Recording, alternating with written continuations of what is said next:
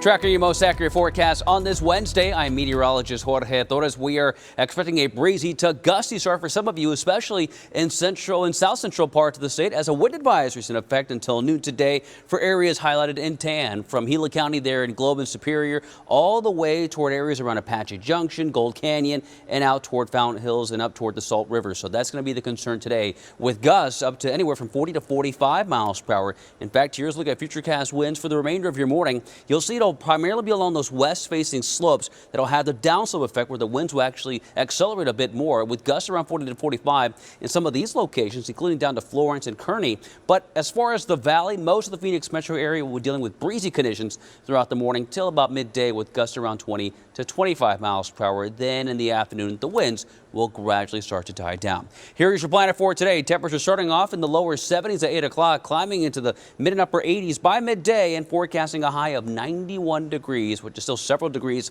above average for this time of year. Similar temperatures across the metro, anywhere from 90 in Mesa and Tempe to 91 as you head toward Laveen and Goodyear. Some of you staying in the upper 80s, though, including Scottsdale at 89, same in Queen Creek, Santan Valley 88 degrees today, AJ 87, and 86 up in Cave Creek.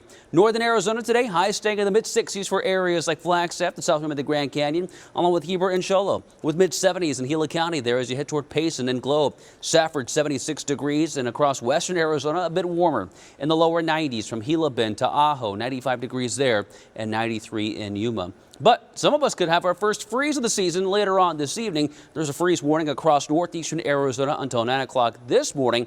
Then a freeze watch, which could be upgraded to a freeze warning tonight for southeastern Arizona, including parts of Graham, Greenlee, and Cochise counties, where lows will dip into the 40s tonight there in Safford, but once again in the 20s and 30s up in the high country along the rim, with 50s and 60s across the lower deserts.